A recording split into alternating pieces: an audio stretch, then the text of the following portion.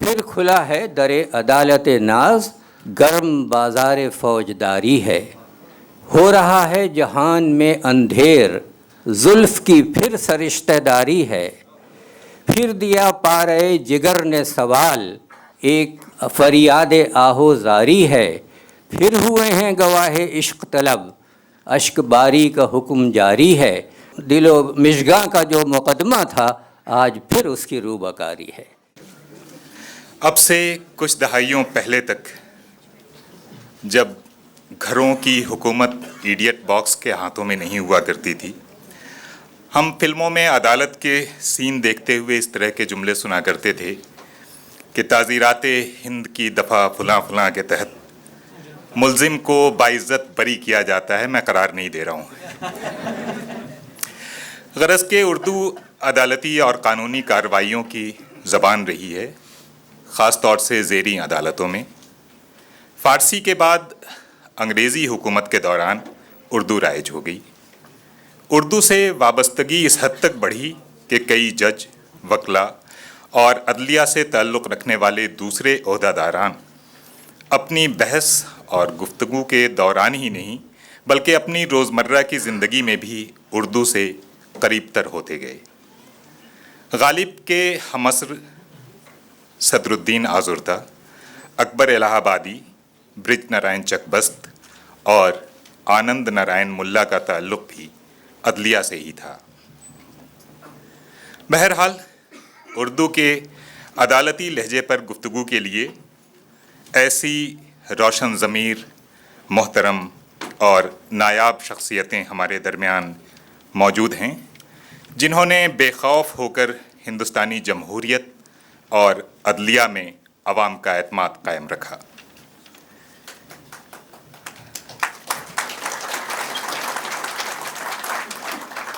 یہ حضرات ہیں justice Aftab Alam,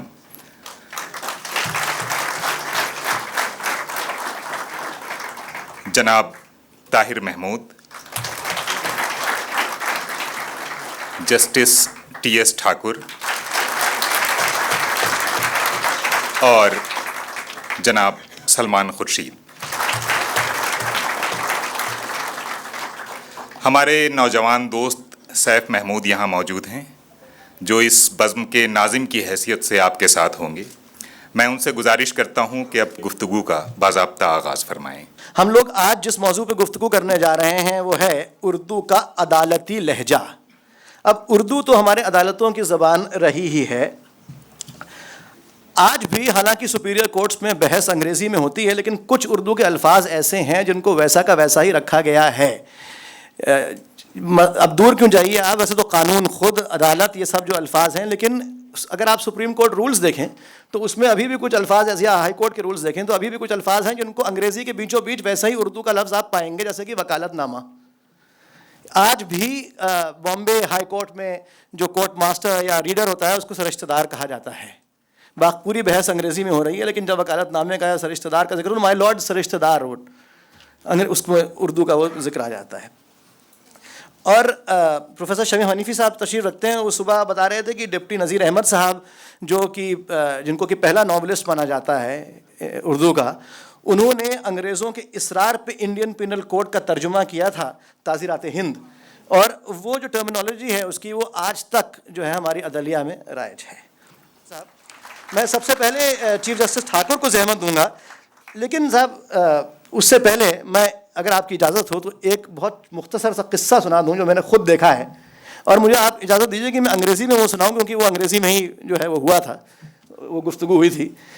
When my lord was a judge of the Delhi High Court, I have seen this myself, Mr. Justice Najmi Waziri, who was then a lawyer, was arguing before Justice Thakur, and when the case got over, Mr. Waziri was praying for a short date, but Justice Thakur said, no, my calendar does not permit a short date, and he adjourned the matter to 6 months. And Mr. Waziri kept insisting that it was an urgent matter and that should give a shorter date than 6 months. خیر ٹھاکر صاحب اٹھ کے جانے لگے تو وزیری صاحب نے کہا کون جیتا ہے تیری زلف کے سر ہونے تک. He came back.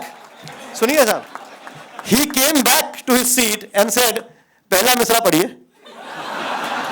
تو جب وزیری صاحب نے پہلا مصرع پڑھا So he told his court master, list the matter in the next week. So this has been the power of Urdu poetry in the court of my Lord Justice T.S. Thakur.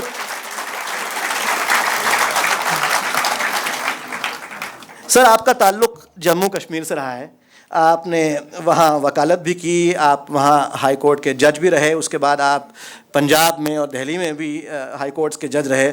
تو اس لمبے اور طویل عرصے میں ظاہر ہے کہ آپ کئی اردو داں وکیلوں سے, ججوں سے ملے ہوں گے.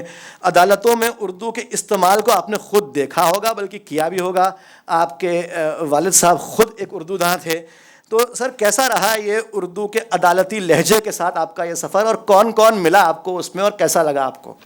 جہاں تک اردو اور عدالتوں کا تعلق ہے, جموں کشمیر میں تو اردو لینگویج جو ہے وہ آفیشیل لینگویج ہے, تو اس میں گواہ کے بیانات اردو میں لکھے جاتے ہیں, بلکہ اب تو خیر کمپیوٹرز آ گئے تو انگریزی میں لکھنا شروع کر دیے لوگوں نے, ورنہ دعوے اردو میں ہوتے تھے, جواب دعویٰ اردو میں ہوتا تھا, جواب الجواب اردو میں ہوتا تھا, درخواست جو ہوتی تھی وہ بھی اردو میں ہوتی تھی. غرض یہ کہ ہر جو دستاویز ہے, خواہ گفٹ ڈیڈ ہے یا کوئی وصیت ہے یا کچھ بھی ہے, وہ سب اردو میں ہوتی تھی. اس لیے اردو کی جانکاری بہت ہی اہم تھی قانونی کارروائی کے لیے, اور مجھے لگتا ہے کہ آج بھی وہی صورت ہے. فرق اتنا ہے کہ کشمیر میں تو لوگ اردو پڑھ کے بڑے آرام سے اس کاروبار کو چلاتے ہیں, لیکن جموں میں جو لوگ اردو نہیں پڑھتے ان لوگوں کو LLB کے بعد کرنے کے بعد اردو الف بے سیکھنا پڑتا ہے. تو بجائے اس سٹیج پہ سیکھنے کے اگر وہ شروع ہو جائے اسکولوں میں تو بہت اچھا رہے گا. اردو کے بڑے سارے قصے ہیں, اب جیسے آفتاب صاحب ذکر کریں گے شاید مجھے بھی کچھ یاد آ جائیں گے. مجھے لگتا ہے تمہید کے طور پہ اتنا ہی کافی ہے فی الحال, جیسے جیسے آگے باتیں چلیں گی تو میں شرکت کروں گا. جی بہت بہت شکریہ سر. ابھی ہم لوگ قصے آپ لوگوں سے اور سنیں گے. میں ایک میرا پوائنٹڈ سوال ہے جسٹس آفتاب عالم صاحب سے. سر ادب کا عدالتی فیصلوں میں استعمال کرنا, یہ روایت تو بہت پرانی ہے. جن ججز have employed literature rhetorically to evoke an emotional response. اب پپوا نیو گنی کا جو سپریم کورٹ ہے وہ چارلز ڈکن کو کوٹ کرتا ہے کرمنل پروسیجر کے معاملے میں, اور سپریم کورٹ آف پاکستان جو ہے وہ کنٹیمپٹ میں جو ہے وہ خلیل جبران کو کوٹ کرتا ہے. ہمارا اپنا سپریم کورٹ بدھ دیو کرمسکر کے کیس میں ایک سیکس ورکر کے قتل پہ ساحر لدھیانوی کا حوالہ دیتا ہے کہ ثنا خان تقدیس مشرق کہاں ہیں. تو لیکن سر آج کل ایک نیا یہ ٹرینڈ چلا ہے, خاص طور پہ ہائی کورٹس میں, کہ ضرورت ہو یا نہ ہو, مناسب ہو, موضوع ہو یا نہ ہو, آپ کوئی نہ کوئی شعر اپنے ججمنٹ میں کہیں نہ کہیں گزار ہی دیتے ہیں. اور آپ کنہیا جو پریزیڈنٹ JNU اسٹوڈنٹ ایسوسیشن, ان کا جو بیل آرڈر ہے وہ اس سے شروع ہوتا ہے کہ میرے دیش کی دھرتی سونا اگلے اگلے ہیرے موتی. جوڈیشل رائٹنگ میں عدالتی فیصلوں میں شاعری کا استعمال کس حد تک جائز ہے؟ اب میاں آپ نے جو سوال کیا ہے, میرے خیال میں یہ بڑی بدمذاقی ہے اور بدقسمتی ہے. اگر یہ ٹھان کے ججمنٹ لکھنا شروع کیا جائے کہ اس ججمنٹ میں ہم کو کوئی نہ کوئی اردو کا شعر یا کوئی گیت لکھنا ہے, تو یہ جوڈیشل پروسیس کے ساتھ بھی زیادتی ہوگی, جوڈیشل پروسیس کا ابیوز ہوگا, اور اردو شاعری کے ساتھ یہ بڑا بھونڈا مذاق ہوگا, بے انصافی ہوگی. ہر زمانے کا ایک ادبی مزاج ہوتا ہے, ایک لٹری سینسیبلٹی ہوتی ہے, اور ہر قسم کی تحریر کا اپنا ڈسپلن ہوتا ہے. ہم یہاں اپنا پوائنٹ 2 مثالوں سے واضح کرنا چاہیں گے. سید محمود الہ آباد ہائی کورٹ کے جج ہوا کرتے تھے 1880s 1890s میں, and he is one of the most celebrated Umang the most celebrated Indian ججز. چیف جسٹس آف انڈیا ہدایت اللہ صاحب کا جو مضمون ہے جسٹس محمود پر, وہ پڑھنے کی چیز ہے. ان کا ایک ججمنٹ ہے, یہ ججمنٹ ہم نے نہیں پڑھا ہے اور نہ یہ ججمنٹ کہیں رپورٹڈ ہے, لیکن ہم نے اپنے بزرگوں سے سنا ہے اور ایسے لوگوں سے سنا ہے جن کی باتوں پر ہم یقین کرتے ہیں. سرکمسٹینشیل ایویڈنس کے ایک کیس میں، کرمنل کیس میں سرکمسٹینشیل ایویڈنس کے ایک کیس میں جسٹس محمود نے 302 میں کنوکشن کنفرم کیا تھا، اور اس زمانے میں ضابطۂ فوجداری جو تھی 302 کے کنوکشن کی سزا موت تھی، پہلی سزا موت ہی تھی. یہ لائف امپریزنمنٹ آلٹرنیٹیو ایسا تھا جس کے لیے بہت دلیلیں دینی پڑتی تھیں. اگر کنوکشن 302 میں ہے تو پھر سزا موت ہوتی تھی. تو سرکمسٹینشیل ایویڈنس کے کیس میں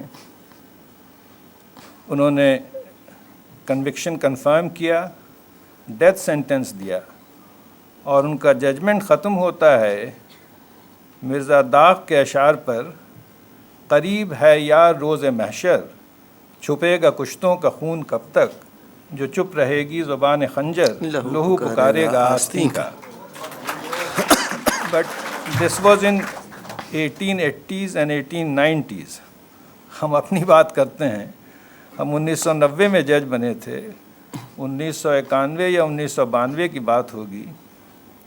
ایک سروس میٹر تھا، ایک dismissed employee, class 3 dismissed employee, اس کا کیس تھا. وہ ان پرسن اپیئر ہو رہا تھا. کورٹ کے طریقوں سے بالکل ناواقف تھا. کورٹ میں بہت گھبرایا ہوا، بہت جھلایا ہوا، جلدی اپنی بات کہنے کی کوشش کر رہا تھا. انکوہرنٹ آلموسٹ ہو رہا تھا. ہم نے چاہا کہ کوئی وکیل اس کی طرف سے رکھ دیں، ایمیکس کیوری رکھ دیں، لیکن وہ بہت ضدی بھی تھا، وہ مانا نہیں اور اپنی بات کہتا گیا. پہلے تو ہم کو بھی تھوڑا ناگوار ہو رہا تھا، لیکن جب ہم نے صبر سے اس کی بات سنی 2-4 گھنٹہ، تو ہم کو لگا کہ اس کا کیس بہت اسٹرانگ ہے اور بہت غلط اس کا ڈسمسل ہوا ہے. تو تقریباً سارا دن اس کو ان پرسن سننے کے بعد جب ہم نے سرکاری وکیل سے 2-4 سوالات کیے تو ان کے پاس اس کا کوئی جواب نہیں تھا. تو ہم نے الاؤ کیا اس کا کیس. وہ ریٹائرمنٹ کا ایج پار کر چکا تھا، تو اس کو مانیٹری لیو جتنی مل سکتی تھی وہ سب دی. اور ہم نے اس میں ایک شعر لکھا تھا کہ شکست دل کی حکایت ہے سادہ لفظوں میں، شکست دل کی حکایت ہے سادہ لفظوں میں، بجا کے لطف بیاں کچھ میرے بیاں میں نہیں. لیکن آگے سنیے. اس کے ایک 4-6 ہفتے کے بعد پٹنہ ہائی کورٹ میں ایک سینئر وکیل ہوتے تھے، شری ناتھ سنگھ صاحب. بہت ٹھوس، بہت سالڈ وکیل تھے، اور ہم سے عمر میں بھی بڑے تھے. جب ہم وکیل تھے تو ہم نے ان کے ساتھ جونیئر کی حیثیت سے کام بھی کیا تھا. تو اس ججمنٹ کے 4-6 ہفتے کے بعد ان سے کہیں ملاقات ہوئی. انہوں نے کہا کہ جج صاحب، آپ نے ایک ججمنٹ لکھا ہے، ججمنٹ تو بہت اچھا ہے، آپ نے ایک شعر بھی لکھا ہے. ہم نے کہا کہ جی ہاں سر، شعر لکھا ہے ہم نے. اور انہوں نے کہا کہ آپ نے ہم جیسے ان پڑھ لوگوں کے لیے اس کا ترجمہ کر کے فٹ نوٹ میں بھی لکھ دیا ہے کہ ہم بھی سمجھ لیں اس شعر کو. ہم سر جھکائے رہے. پھر شیناد بابو کہنے لگے کہ جج صاحب، لیکن یہ بتائیے کہ اس شعر سے آپ کے ججمنٹ میں کیا وزن آ گیا، کیا وزن بڑھ گیا اس کا، کون سے قانونی نقطے کو آپ کا یہ شعر اور ایکسپلین یا ایلیبوریٹ کرتا ہے، یا اس شعر سے آپ کے ججمنٹ میں کیا وزن آ گیا، یا جب اس ججمنٹ کے خلاف اپیل سنی جائے کہ سپریم کورٹ میں، تو وہ لوگ کیسے ریئیکٹ کریں. ہم کو یہ بات سمجھ میں آ گئی کہ 1991 کی لٹری سینسیبلٹی کچھ اور ہے اور ججمنٹ رائٹنگ کا ڈسپلن کچھ اور ہے. اس کے بعد سے کبھی ہم نے اس طرح کی کوئی تو اسی سے ایک ملتا جلتا سوال میں سلمان خورشید صاحب سے کرنا چاہتا ہوں، اس سے پہلے کہ ہم لوگ رخ بدل کے اور پروفیسر طاہر محمود صاحب کی طرف جائیں. سر، ایک سینئر وکیل صاحب جو منسٹر بھی رہ چکے ہیں، انہوں نے یہ دعویٰ کیا کہ ان کے دل کے علاج پہ جو پیسہ خرچ ہوا ہے وہ انکم ٹیکس میں ایگزمپٹ ہونا چاہیے، کیونکہ heart is the machinery for a lawyer and expenses on machinery for a professional are exempt under income tax. بات پہنچتے پہنچتے ہائی کورٹ آئی. ہائی کورٹ نے ظاہر ہے کہ ان کا دعویٰ رد کر دیا، لیکن اور بہت اچھا ججمنٹ لکھا on law. It is a fantastic judgement. لیکن وہ ججمنٹ، اور بہت قابل جج صاحب کا ججمنٹ ہے ججمنٹ، لیکن شروع یہاں سے ہوتا ہے کہ دل ناداں تجھے ہوا کیا ہے، آخر اس درد کی دوا کیا ہے. بات یہ نہیں ہے سر، بات یہ ہے کہ اس کے نیچے دوسری لائن جو لکھی ہوئی ہے, اس کے نیچے یہ لکھا ہے اے غزل بیوٹیفلی سنگ بائی جگجیت سنگھ, غالب کا کوئی ذکر نہیں. Sir, Lord Craighead has said that this, quoting poetry or literature in judgments is best left to judges of the superior courts, senior judges of the superior courts. And if you think you are senior enough and a judge of the superior court, then you must ensure that there is your judgments are not susceptible to being quoted in a way in which people think that you are showing off your literary knowledge. Sir, do you think that such use or such callous use of poetry in judgments dilutes the purity of legal literature? دیکھیے بڑا دلچسپ سوال ہے. میرے ذہن میں بات یہ دوڑ رہی ہے کہ ایک سپیریئر کورٹ جب ایسے مسئلے کا سامنا کرتا ہے تو کیا اس کو کہتا ہے کہ یہ نان ایپلیکیشن آف مائنڈ ہے, یا یہ کہتا ہے کہ اس کو ریمانڈ کریے تاکہ یہ صحیح ترجمے کے ساتھ یہ واپس یہاں لوٹ کر آئے. لیکن احساس مجھے کچھ حالات کو سمجھ کے اور دیکھتے ہوئے اور کچھ اشاروں کو سمجھنے کے بعد لگتا یہ ہے کہ کہیں تو کیا کہیں کہ ہیں اہل ہوس مدعی بھی اور منصف بھی بنے ہیں, اہل ہوس مدعی بھی اور منصف بھی, کسے وکیل کریں اور کس سے منصفی چاہیں. تو یہ ایک بڑا مسئلہ ہے آج کے حالات میں, اور جو بھی معاشرے کا حال ہے اور جو بھی سوسائٹی کا موجودہ حال ہے, اس کا کچھ نہ کچھ ریفلیکشن جوڈیشری میں بھی آتا ہے, وکالت میں بھی آتا ہے, پورے حالات میں آتا ہے. تو اس لیے ججز کی جانب سے صرف میں یہی اتنا ہی کہوں گا کہ وہ ججز کا بہت کچھ جو مسودہ ہوتا ہے وہ وکیل ان کو پیش کرتے ہیں, اور پیش کیے ہوئے مسودے پر ہی پھر ججز اپنے فیصلے سناتے ہیں اور اپنی بات کہتے ہیں. تو جہاں آپ یہ اشارہ کر رہے ہیں کہ کسی جج نے کسی شعر کو غلط پڑھ دیا یا غلط موضوع پر پڑھ دیا یا لکھ دیا, تو وہاں کم سے کم یہ سوال ضرور پوچھ لیجئے کہ اس کو پیش کرنے والا وکیل کون تھا. ممکن ہے کہ وکیل میں ہی کچھ کمی رہی ہو. یہ بینیفٹ آف ڈاؤٹ ہم کو جوڈیشری کو دینا چاہیے, جبکہ دو ججز یہاں پہ You spoken like a true senior counsel, sir.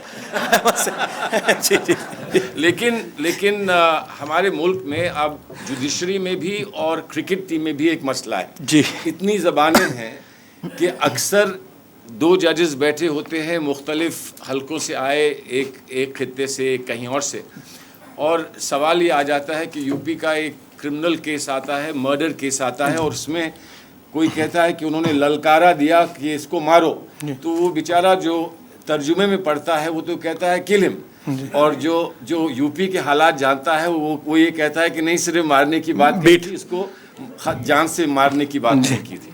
تو یہ ایک بنیادی مسئلہ ہے, زبان کا بنیادی مسئلہ ہے, جو آج ہماری سیاست میں بھی ہے, آج ہماری روزمرہ زندگی میں بھی ہے, آج ہمارے ہر ادارے سے یہ جڑا ہوا مسئلہ ہے.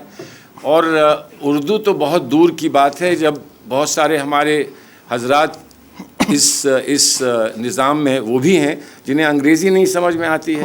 انگریزی کا لفظ آپ کچھ استعمال کریں وہ اس کو بے وقوفی کا لفظ یا بےہودگی کا لفظ سمجھ جاتے ہیں.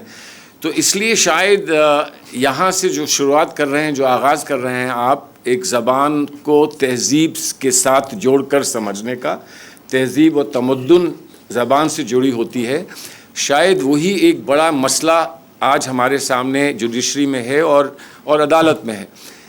انگریزوں کے لیے یہ کہنا کہ جیسے ٹورٹس کے کیسز ہوتے ہیں کہ ایک ریزنیبل پرسن کون ہوتا ہے, کہ ریزنیبل پرسن وہ کلیپہم آمنیبس والا ہوتا ہے. تو کیا ایسا بھی دن آئے گا ہندوستان میں کہ لوگ کہیں گے کہ ریزنیبل شخص کون ہوتا ہے؟ ریزنیبل شخص وہ ہوتا ہے جو غالب کو سمجھتا ہے, جو فیض کو سمجھتا ہے. کیا ایسا بھی ہوگا؟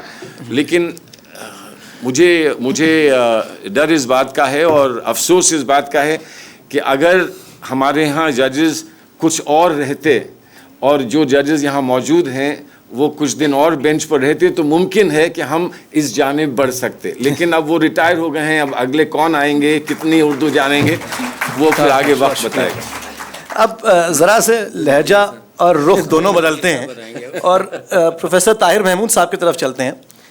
آپ نے اپنی تحریروں میں جسے کہا جاتا ہے کہ پیور کویسچنز آف لا پہ بات کرتے ہوئے, فیصلوں پہ, عدالتی فیصلوں پہ تنقید کرتے ہوئے اردو شاعری کا خوب استعمال کیا ہے.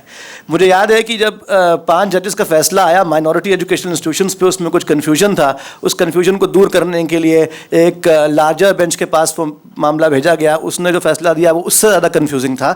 تو آپ کا راشٹریہ سہارا میں ایک مضمون آیا تھا جو اس پہ شروع ہوتا تھا کہ ہم نے سوچا تھا کہ حاکم سے کریں گے فریاد, وہ بھی کم بخت تیرا چاہنے والا نکلا. تو آپ نے یہ بتائیے, آپ نے دہلی یونیورسٹی میں ایک غالب میموریل لیکچر دیا, ارزا کریم صاحب یہاں تشریف رکھتے ہیں, کہ اردو شاعری میں قانونی استعارے. تو یہ بتائیے کہ قانون جیسے خشک مضمون کا استاد اردو جیسی گل و بلبل و جام و مینا کی زبان میں قانونی استعارے ڈھونڈنے کہاں سے نکل پڑا, اور کیا آپ کو واقعی غالب و میر کی شاعری میں کچھ قانونی استعارے ملے؟ میں نے جس ماحول میں آنکھ کھولی اور جس خانوادے میں میری پیدائش اور پرورش ہوئی, وہاں شروع سے قانون اور اردو شاعری دونوں کا دورہ تھا. مادری زبان تو اردو تھی ہی, لیکن اردو شاعری میں بڑی دلچسپی لی جاتی تھی, اور دن رات بیت بازیاں ہوتی تھیں اور مشاعروں میں شریک ہوتے تھے.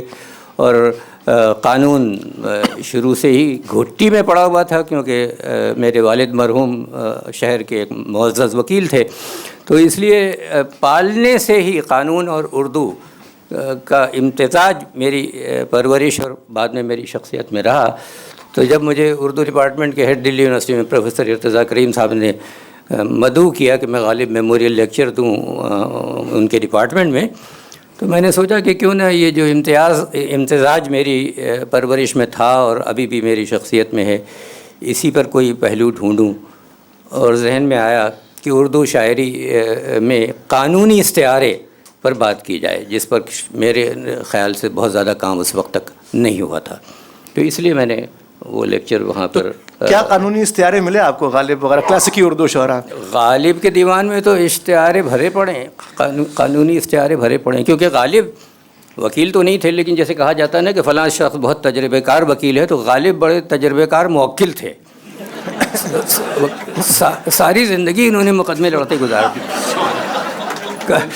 کبھی اپنی پینشن کے لیے لڑ رہے ہیں, کلکتے تک پہنچ گئے گورنر جنرل کے پاس حاضری دینے کے لیے, کبھی جوا کھیلنے کے جرم میں جیل جا رہے ہیں. تو وہ بڑے تجربہ کار موکل تھے, تو ان کا قانونی استعاروں سے, قانونی الفاظ سے, نظام قانون سے واقف ہونا کوئی بہت غیر متوقع بات نہیں تھی. ایک شعر میں آپ کو ان کا سناتا ہوں, تو دیکھیے خالص قانونی شعر ہے. دل مدعی تو دیدہ بنا مدعا علیہ, مدعی پلینٹف اور مدعا علیہ ڈیفینڈنٹ. آپ دیکھیے قانون ہے کہ شاعری ہے, کیا ہے یہ؟ دل مدعی تو دیدہ بنا مدعا علیہ, نظارے کا مقدمہ پھر روبکار ہے. روبکاری کہتے ہیں پیشی کو, کہ نظارے کے مقدمے کی پیشی ہو رہی ہے عدالت میں. اور ایک جگہ تو انہوں نے اپنی ایک غزل میں, جو بڑی مشہور ان کی غزل ہے, جس کا جو مقطع بہت زیادہ مشہور ہے, کہ جی نہیں, میں وہ مقطع یاد کرنے کی کوشش کر رہا تھا, اس کا شاید کوئی کچھ تو ہے جس کی پردے داری ہے, یہ جو مقطع کا مصرع ان کا ہے. بے خودی بے سبب نہیں غالب, کچھ تو ہے جس کی پردے. اس میں ایک مسلسل 4-5 شعر ایک کے بعد ایک آئے ہیں, جس میں عدالت کا منظر سامنے آتا ہے, ٹھاکر صاحب کی عدالت کا, جہاں اردو بھی چل رہی ہے, اردو بھی ہے اور شاعری بھی ہو رہی ہے. وہ شعر ذرا سن لیجیے, 4-5 شعر مسلسل ہیں. پھر کھلا ہے در عدالت ناز, پھر کھلا ہے در عدالت ناز, گرم بازار فوجداری ہے. ہو رہا ہے جہان میں اندھیر, زلف کی پھر سرشتہ داری ہے. پھر دیا پارے جگر نے سوال, ایک فریاد آہو زاری ہے. پھر ہوئے ہیں گواہ عشق طلب, اشک باری کا حکم جاری ہے. دل و مشگاں کا جو مقدمہ تھا, آج پھر اس کی روبکاری ہے. یہ غالب کے اشعار ہیں. تو غالب کا اس کی بات ہو رہی ہے. غالب کی تحریروں میں اس زمانے کے عدالتی نظام پر جو اسٹنگنگ کرٹیسزم ملتا ہے, وہ ہم آپ کے سامنے یہ کرنا چاہتے ہیں. یہ غالب بے انتہا محتاط تھے. 1857 کے بغاوت کے سلسلے میں جو واقعات ہوئے اس سلسلے میں غالب بے انتہا محتاط تھے. ان کی اپنی پینشن کم پھنسی ہوئی تھی. یہاں تک محتاط تھے کہ اپنے بھائی کے مرنے، جس پر متفقہ رائے یہ ہے کہ ان کے بھائی مرزا یوسف علی دیوانگی کے حالت میں جب گلی میں نکلے تھے تو انگریز فوجیوں کی گولی کا نشانہ بنے تھے. لیکن غالب نے کبھی نہیں یہ کہا. غالب نے ہمیشہ یہ کہا کہ وہ بخار کی حالت میں انتقال ہوا تھا ان کا. تو غالب کے خط سے آپ کو ایک اقتباس سناتے ہیں. یہ جون جولائی 1859 کا یہ خط ہے، مطلب 1857 کی قیامت صغریٰ کے 3 سال کے بعد کا. یہ یوسف مرزا کے نام خط ہے. اس میں لکھتے ہیں: ایک لطیفہ پرسوں کا سنو، حافظ ممو بے گناہ ثابت ہو چکے، رہائی پا چکے، حاکم کے سامنے حاضر ہوا کرتے ہیں، املاک اپنی مانگتے ہیں، قبض و تصرف ان کا ثابت ہو چکا ہے، صرف حکم کی دیر، پرسوں وہ حاضر ہیں. مثل پیش ہوئی، حاکم نے پوچھا حافظ محمد بخش کون؟ عرض کیا کہ میں. پھر پوچھا کہ حافظ ممو کون؟ عرض کیا کہ میں. اصل نام میرا محمد بخش ہے، ممو مشہور ہوں. فرمایا یہ کچھ بات نہیں، حافظ محمد بخش بھی تم، حافظ ممو بھی تم، سارا جہاں بھی تم، جو کچھ دنیا میں ہے وہ بھی تم. ہم مکان کس کو دیں؟ مثل داخل دفتر ہوئی، میاں ممو اپنے گھر چلے آئے. یہ جو اس آخری جملے میں جو بلاغت جو کاٹ ہے، مثل داخل دفتر ہوئی، میاں ممو اپنے گھر چلے آئے. جولائی 1859 کا ایک دوسرا خط ہے. اے لوگ، کئی دن ہوئے کہ حکیم حمید خان گرفتار آیا ہے. پاؤں میں بیڑیاں، ہاتھوں میں ہتکڑیاں حوالات میں ہیں. دیکھیے حکم اخیر کیا ہو. صرف نوند رائے کی مختار کاری پر قناعت کی گئی.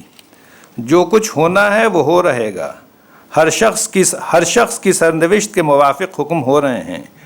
نہ کوئی قانون ہے، نہ قاعدہ ہے، نہ نظیر کام آئے، نہ تقریر پیش جائے. ارتضیٰ خان ابن مرتضیٰ خان کی پوری 200 روپے کی پینشن کی منظوری کی رپورٹ گئی اور ان کی 2 بہنیں 100 روپے مہینہ پانے والیوں کو حکم ہوا کہ چونکہ تمہارے بھائی مجرم تھے، تمہارا پینشن ضبط. بطریق تحرم 10 روپے مہینہ تم کو ملے گا. ترحم یہ ہے تو تغافل کیا قہر ہوگا. اردو تحریروں میں، اردو شاعری میں عدالتی نظام کا ذکر ہو رہا ہے، تو میں ڈاکٹر طاہر محمود صاحب سے پوچھ رہا ہوں کہ کیا یہ طنز و مزاح میں بھی تو اردو عدالتی نظام کا بہت ذکر ہے، اس پہ بھی اس طنز و مزاح میں تو تنقید کی گئی. عدالتی نظام پر تنقید تو نثر میں بھی کی گئی ہے، نظم میں بھی کی گئی ہے، مزاحیہ شاعری میں بھی کی گئی ہے، سنجیدہ شاعری میں بھی کی گئی ہے. ایک دو شعر جو اس وقت فوری طور پہ ذہن میں آ رہے ہیں، ابھی راحت اندوری صاحب کا ایک شعر ابھی کچھ دنوں پہلے سنا تھا کہ انصاف ظالموں کی حمایت میں جائے گا، انصاف ظالموں کی حمایت میں جائے گا. یہ حال ہے تو کون عدالت میں جائے گا. یہ ابھی راحت اندوری صاحب کا حالیہ شعر ہے. اور رہبر جون پوری صاحب آج کل کے ایک معروف شاعر ہیں، انہوں نے ایک پوری نظم لکھی ہے جس کے 1-2 شعر مجھے یاد آ رہے ہیں کہ کافور ہوئی نکہت گلزار عدالت، کافور ہوئی نکہت گلزار عدالت، مٹی میں ملی عظمت کردار عدالت. اے اہل وطن ہم پہ مصیبت کی گھڑی ہے، انصاف کی دیوی کہیں کونے میں پڑی ہے. یہ بھی عدالت پر ہی یہ بھی تنقید ہے. اور اب 2 اتنے سینئر جج صاحبان موجود ہیں، ان کے سامنے آپ مجھ سے اس تنقید کا سوال کر رہے ہیں. پتہ نہیں کنٹیمپٹ آف کورٹ لگ جائے، کل میرے پر توہین عدالت لگ جائے. لیکن میں تو اپنے بچپن سے یہ تنقیدیں سنتا آ رہا ہوں. میرے بچپن میں جب میں اسکول میں پڑھتا تھا تو میرے والد مرحوم جو وکیل تھے، میں نے عرض کیا، ان کے ایک محرر تھے شوق بہرائچی صاحب.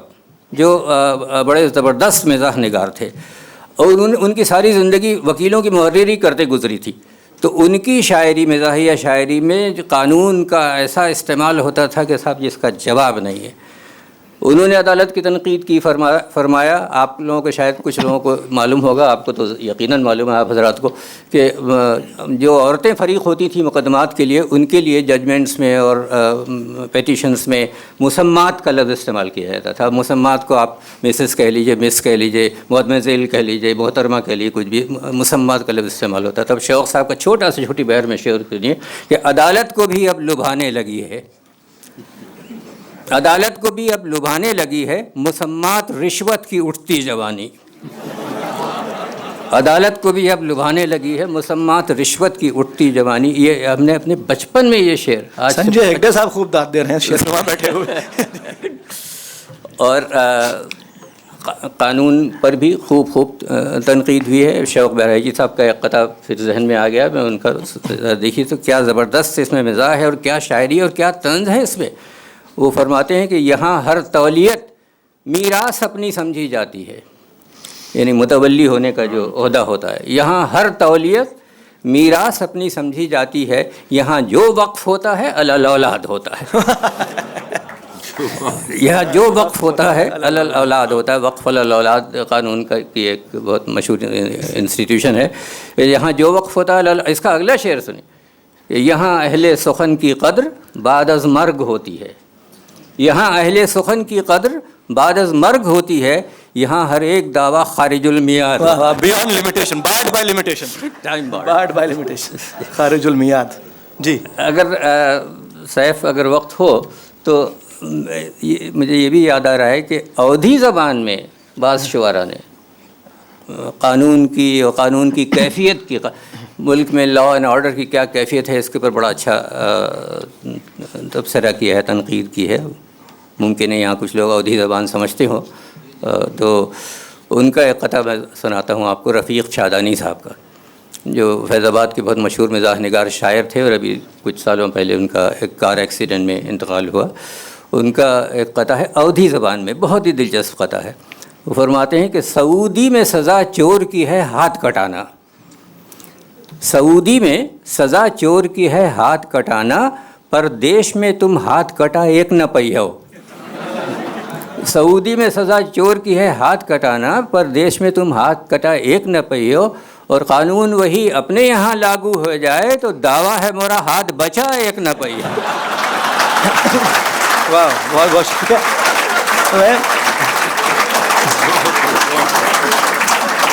میں اپنا آخری سوال دونوں جج صاحبان سے پوچھوں گا، اس سے پہلے سلمان صاحب سے ایک سوال میرا یہ ہے سر کہ اکثر جو ہے یہ ہم لوگوں کے ذہنوں میں یہ ہوتا ہے کہ ججز اور وکلاء جو ہیں وہ بہت ہی خشک اور بہت ڈرائی قسم کے لوگ ہوتے ہیں۔ ایک قطعہ ہے انور مسعود صاحب کا کہ قبضہ دلا دیا مجھے میرے مکان کا، میرے جو ہیں وکیل عدیم النظیر ہیں۔ قبضہ دلا دیا مجھے میرے مکان کا، میرے جو ہیں وکیل عدیم النظیر ہیں، پوچھو جو ان کی فیس تو اب اس مکان میں خود حضرت وکیل رہائش پذیر۔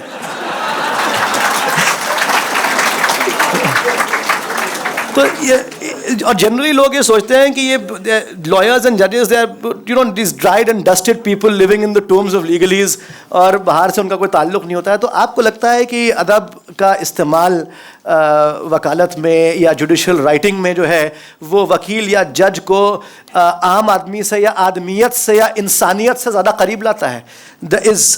My question is whether it brings you closer to humanity.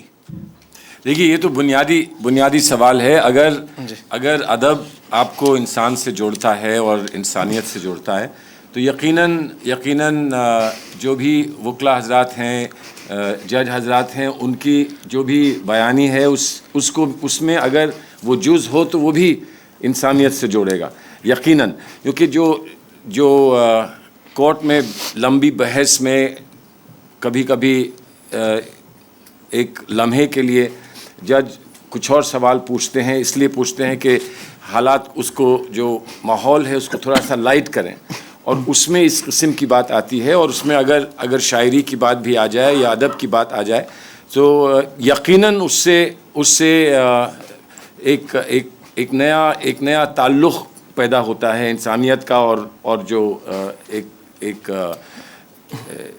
جذبہ ہوتا ہے بات سمجھنے کا اور بات تک پہنچنے کا, یقیناً اس میں وہ بہتر رہتا ہے. اور میں سمجھتا ہوں کہ اگر اس جو ہمارے موڈ کمپٹیشنز وغیرہ کے لیے جو بھی مشق ہوتی ہے اور لوگوں کو تعلیم دی جاتی ہے, اس میں بھی اگر ہیومر کو اور ادب کو اگر کس طرح سے استعمال کر سکتے ہیں آرگیومنٹس کے لیے, بحث کے لیے, تو یقیناً وہ فائدہ مند رہے گا. جی میرا آخری سوال جی عرض کریں اس پر. جی آپ نے پوچھا کہ ججوں کی زندگی میں ادب کا یا شاعری کا کتنا بڑا دخل ہے, تو ہم اپنے بارے میں یہ کہنا چاہیں گے کہ شری ناتھ بابو کی سرزنش کے بعد ہم نے ججمنٹس میں تو شعر لکھنا بند کر دیا تھا, لیکن اردو شاعری نے کتنا ہم کو سہارا دیا ہے, کس طرح سے میری مدد کی ہے. ہم آپ سے یہ بھی عرض کرنا چاہیں گے کہ ججوں کی زندگی اکثر بڑی قابل رحم بھی ہوتی ہے. مطلب اگر دو طرف سے ایسے وکیل ہیں جو کہ اپنی بات منوانے پر اڑے ہوئے ہیں, آپ نے ہلکے سے بتا دیا کہ اس پوائنٹ میں کوئی وزن نہیں ہے یا آپ کے کیس میں کوئی وزن نہیں ہے, یا کم سے کم میری سمجھ میں آپ کی بات نہیں آ رہی ہے, اب مان جائیے, بس کیجئے. سلمان خورشید صاحب کے ایسے اور سیف صاحب کے ایسے وکیل ہوں تو بات سمجھ جاتے ہیں, عقل مند کو اشارہ کافی ہے, بریف بند کر کے بیٹھ جاتے ہیں. لیکن کچھ ایسے بھی لوگ ہوتے ہیں جو اپنی بات منوانے کے لیے تلے رہتے ہیں, جب تک آپ رگڑ کے اپنی بات منوائیں گے نہیں ان کا دل نہیں بھرے گا. تو آپ ان سے جھگڑا تو مول نہیں لینا چاہیے گا, بدمزگی کورٹ میں نہیں پیدا کرنا چاہیے گا. تو میرا یہ قاعدہ تھا کہ بحث ہو رہی ہے, میرا دماغ آدھا کھلا ہوا ہے آدھا بند ہے, کان آدھا کھلا ہوا ہے آدھا بند ہے. نوٹ پیڈ پر ہم فیض کی, اقبال کی نظمیں لکھا کرتے ہیں. ڈوڈل ہم کر نہیں سکتے ہیں, وہ پکچرز ہم بنا نہیں سکتے ہیں, تو میرا بس یہ شغل رہتا تھا کہ لمبی لمبی غزلیں یا لمبی لمبی نظمیں لکھا کرتے تھے. تو اس زمانے کا مڈ 1990s کا یا لیٹ 1990s کے پٹنہ ہائی کورٹ کے کورٹ ہالز کے جو نوٹ پیڈز ہوں گے, وہ میری اردو میں لکھی ہوئی اس سے, اور وہ سب کے سب جمع ہوا کرتے تھے اس وقت تک. لائبریری جب بھر جاتے تھے تو لائبریری میں جا کے پیش کر جمع کرتے. ہم نے کہا کہ کیوں اس کو جمع کرتے ہو اس میں. تو یہ قانونی ریسرچ کا ایک نیا پہلو ہے اس پر. اگر ریسرچ کی بات نہیں کر رہے ہیں, وہ ایسے وکیلوں سے جو اپنا سیلف ڈیفینس کی بات کر رہے ہیں. یہ کریں کہ جو وکیل ایسی بحث کرتے تھے جس میں انہیں کوئی دلچسپی نہیں ہوتی تھی, تو وقت گزاری کے لیے یہ شعر لکھا کرتے تھے, وہ یہ کہہ رہے ہیں. بے شک, لیکن اگر اس کو ججمنٹ سے پھر جوڑ کر دیکھا جائے تو اچھی خاصی ریسرچ ہو جائے. میرے خیال میں شاید اسی قسم کے شکل کے بارے میں چکبس نے کہا تھا کہ دیوانی عدالت میں الو کے پٹے گل سے بلبل کے پر بنتے ہیں. جی, اور اکبر الہ آبادی نے فرمایا تھا کہ مجھ سے انصاف کی امید نہ رکھے سائل, مجھ سے انصاف کی امید نہ رکھے سائل, جس عدالت کا میں قاضی ہوں وہ دیوانی ہے. دیوانی عدالت. میرا آخری سوال چیف جسٹس ٹھاکر صاحب سے, وہ اسی سے متعلق ہے. وہ سوال بھی سر, آپ ایز اے جج sir one has to go through some very trying times. آپ بہت سینسٹیو جج فیصلے دیتے ہیں. کئی بار آپ کو جو ہے you have to be very very strong because you have to be by the side of the law as oppose to by the side of sensitivity. اکثر دیکھا آپ خاص طور پہ آپ کے ٹرم میں ایز چیف جسٹس جو ہے وہ آپ نے جو ہے you also have been at loggerheads with the executive etcetera. تو in difficult time sir how has Urdu poetry come to your rescue. آپ نے تو فرما دیا کہ آپ جو ہے وہ ڈوڈل کرتے تھے اردو کے اشعار اپنے رجسٹر پہ. آپ کیا کرتے تھے سر, اور if there are any personal anecdotes? دیکھیے, ابھی تک تو صرف جج صاحبان کے متعلق بات چیت ہوئی کہ صاحب وہ کیسے اپنے آپ کو بورنگ وکیلوں سے چھٹکارے کے لیے اپنا رجسٹر پہ شاعری کرتے ہیں. لیکن میں سمجھتا ہوں کہ اردو شاعری جو ہے نا, وہ کسی بھی زبان کی طرح ایک میڈیم ہے کمیونیکیشن کا, ایک آئیڈیا کو ٹرانسفر کرنے کا. وکیل جو ہے وہ ایک پوائنٹ کو فارمولیٹ کرتا ہے, سوچتا ہے کہ یہ میرا نکتہ ہے, اور اس کی کوشش ہوتی ہے کہ وہ پوائنٹ جج تک پہنچے, اس طرف جائے اور جج صاحب اس کو ایکسیپٹ کریں. یہی کشمکش ہوتی ہے. تو اس میں ہر شخص کا انداز اپنا اپنا ہوتا ہے, کہنے کا طریقہ اپنا الگ الگ ہے. جو اچھے کامیاب وکیل ہوتے ہیں ان کا انداز جو ہے کہنے کا وہ دوسروں سے بہتر ہوتا ہے. تو اس انداز میں شاعری جو ہے امپورٹنٹ رول پلے کرتی ہے. اگر شاعری آتی ہو, معقول شعر کہہ سکتے ہوں. کہا جاتا ہے, چائنیز کہاوت میں کہا جاتا ہے کہ صاحب a picture is worth 1000 words. تو میں تو سمجھتا ہوں کہ اگر معقول شعر ہو تو it is worth 2000 words. You can convey to the court, to the judge, so much by just reciting an appropriate couplet. ایک پاکستانی شاعر ہیں سیف الدین سیف, ان کا یہ کہنا ہے کہ صاحب دنیا میں کوئی نئی بات نہیں ہوتی, باتیں تو تقریباً سبھی کو جانی پہچانی ہے, اتنا کچھ لکھا گیا ہے, اتنا کچھ کہا گیا ہے, کوئی نئی بات کرنا بڑا مشکل ہے. آج آپ گھر جانا واپس تو آپ سوچنا کہ نئی بات کسی نے کیا کی, بہت مشکل ہے نئی بات کرنی. تو انداز گفتگو جو ہے, انداز جو کہنے کا ہے وہ نیا ہوتا ہے. تو اس میں وہ ہے, ایسے ہے کچھ, شاید اس کا شعر اگر مجھے غلطی نہیں لگ رہی, کہ تم جو آ جاؤ تو ناچ اٹھے اس رمجھم کی صدا. تم جو آ جاؤ تو ناچ اٹھے اس رمجھم کی صدا, ورنہ یہ رات یہ برسات نئی بات نہیں. انداز بیاں رنگ بدل دیتا ہے سیف, ورنہ دنیا میں کوئی بات نئی بات نہیں. تو اگر اپنی بات جج کو سمجھانی ہو, اس تک پہنچانی ہو, تو اس میں اگر آپ خوبصورتی سے کوئی معقول شعر استعمال کر سکو, جیسے نجمی وزیری نے, سیف نے شروع میں بات کی, نجمی وزیری نے آنکھ کو ایک عمر چاہیے اثر ہونے تک وہ پڑھا, تو نیچرلی جج جو ہیں متاثر ہوتے ہیں کہ صاحب پڑھا لکھا وکیل ہے اور بڑا معقول شعر کہا اس نے. تو چنانچہ آپ ہمارے ہاں وکیلوں کو یہ بھی کہا جاتا ہے کہ یو مسٹ نو یور جج. نو یور جج کا یہ مطلب نہیں کہ بھائی اس کے گھر جاؤ, وہ اس کو جناب آم کے سیزن میں آم کے ٹوکرے لے جاؤ, جناب وہ اس کے جناب خدمت کرو, چاپلوسی کرو. اس کا مطلب یو مسٹ نو یور جج انٹلیکچولی, کہ بھائی اگر جج جسٹس ٹھاکر ہے تو کوئی غالب کا شعر سناؤ تو بہتر ہے بھائی, ہاں. لیکن اگر جسٹس آفتاب عالم ہے تو کوئی شاید شیکسپیئر سناؤ تو اس سے بھی کام چل سکتا ہے. تو نو یور جج کا مطلب ہوتا ہے کہ صاحب اگر جج صاحب کا رجحان شاعری کی طرف ہے تو شاید باقی دلیلوں سے زیادہ کارآمد جو دلیل ہوگی وہ کسی شعر سے اپنی بات پہنچانے کی ہوگی. آخرکار جج بھی تو انسان ہی ہے, وہاں بیٹھا ہے, اور آپ چاہتے ہیں کہ صاحب وہ خوش ہو اور وہ میری طرف وہ مائل ہو, تو آپ اس کے دل کو خوش کر سکتے ہیں اپنی بات ایک بڑی خوبصورت انداز سے کہنے کے لیے. اس سے میں سمجھتا ہوں اردو شاعری کا جو رول ہے نا عدالتی کارروائی میں, وہ وکیل کے نظریے سے زیادہ اہم ہے بنسبت کے جج کے. اب جب وکیل صاحبان شعر بولنا شروع کریں تو جج صاحبان بھی جو ہے نا کئی دفعہ شعر جو ہے معقول معقول استعمال کر دیتے ہیں. جیسے کہا گیا نا, کسی نے کہا ہے جب کوچہ یار میں بھیڑ بھاڑ ہو تو تم بھی اپنا شعر گھسیٹ گھساڑ دو.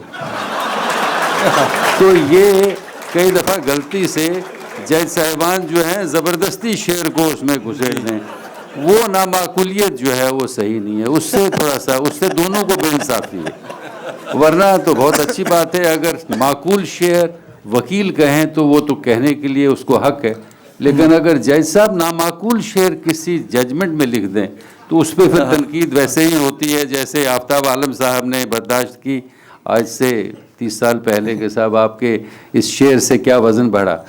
مجھے یاد ہے جسٹس کاٹجو سن رہے تھے ایک کیس یوتھنیسیا کا, کہ صاحب کیا وہ کسی آدمی کو حق ہے کہ وہ کہے کہ صاحب میں اپنی زندگی ختم کرنا چاہتا ہوں کیونکہ انکیوریبلی ڈیزیزڈ ہے وہ. تو اس میں ایک شعر انہوں نے استعمال کیا जीते हैं मरने की आरजू में, मरते हैं जीते की हाँ हाँ, मौत आती है पर नहीं आती। तो वो एक माकूल शेर था, उसमें मुझे लगा कि सब ठीक इस्तेमाल किया। मेरे साथ हमेशा उनकी यही शिकायत होती थी, तुम उर्दू थोड़ा बहुत जानते हो लेकिन किसी जजमेंट में तुमने अभी तक इस्तेमाल नहीं किया। तो मैं इसी 23 साल के लंबे अरसे में कोई माकूल शेर ढूंढता ही रह गया कि जो जजमेंट में रख सकूं। बहुत बहुत शुक्रिया। मैंने कल मुझे एक साहब बता रहे थे कि एक बार जब आप एडवोकेट थे जम्मू में, तो जज साहब जो जिनके सामने ठाकुर साहब पेश हो रहे थे वो भी पहले एडवोकेट थे और इनके साथी थे, और उन्होंने कुछ ऐसी बात इनसे पूछ ली कि जो कि वकील को मालूम होनी चाहिए थी। ऐसे फॉर इंस्टेंस कि भैया आपको ये ऑर्डर कहाँ से मिल गया, सर्टिफाइड कॉपी तो है नहीं। अक्सर पूछ लेते हैं ऐसे जज साहबान हम लोग से सवाल, तो इनका जवाब ये था कि हमें वहीं से मिला जहाँ आपको मिलता है जब आप वकील थे। लेकिन उन्होंने कहा क्या, इन्होंने मोमिन का शेर पढ़ा कि कभी हम में तुम में विचार थी, कभी हम में तुम में फिर, कभी हम भी तुम भी थे आशना, तुम्हें याद हो कि ना याद हो। आप कुछ कह रहे थे, उसके बाद सवालात ले लेते हैं। जी अगर वक्त हो तो मैं एक दो मुख्तसर बातें। जी बस 5 मिनट का वक्त हम लोग, बस 2-3 सवाल भी लेंगे उसके बाद। जी ठाकुर साहब के बारे में एक इंकशाफ यहाँ करना चाह रहा हूँ मैं, जो शायद ज़्यादा लोगों को मालूम ना हो। नहीं, पोल खोलने वाली कोई बात नहीं। अरे नहीं, ठाकुर साहब की सुबुकदोशी से थोड़ा ही पहले उनके सामने जो शायद उनकी उम्र का सबसे दिलचस्प मुकदमा रहा होगा, ये हुआ कि एक वकील साहबा, एक सिख वकील साहबा ने मुकदमा दायर किया कि सरदारों से मुतालिक लतीफ़े बहुत सुनाए जाते हैं और बड़े वेबसाइट्स के ऊपर लतीफ़े आ रहे हैं, इससे हमारे कौम का वक़ार मजरूह होता है, तो इस पर पाबंदी लगाई जाए। ये मुकदमा लेके एक वकील साहबा ठाकुर साहब की अदालत में हाज़िर हुई, और मेरे ख़्याल से इनकी पूरी जज की हैसियत से तजर्बे की पूरी ज़िंदगी में शायद सबसे मुश्किल मुकदमा यही रहा होगा। तो इन्होंने बड़ी चालाकी से उनसे ये कहा कि अगर आप मोहतरमा, अगर आप ये समझती हो कि आपकी बात किसी सरदार को मेरे मुकाबले में ज़्यादा समझ में आती है, तो मैं ये मुकदमा जस्टिस केयर साहब की अदालत में लगा देता। सही है जनाब। बहुत बहुत शुक्रिया आपका, और आप सब लोगों का बहुत बहुत शुक्रिया। चीफ साहब का बहुत शुक्रिया, जनाब जस्टिस आफ्ताब आलम साहब, प्रोफेसर ताहिर महमूद साहब, सलमान खुर्शीद साहब, और आप सब लोगों का बहुत शुक्रिया कि आप इतनी तादाद में यहाँ तशरीफ़ लाए।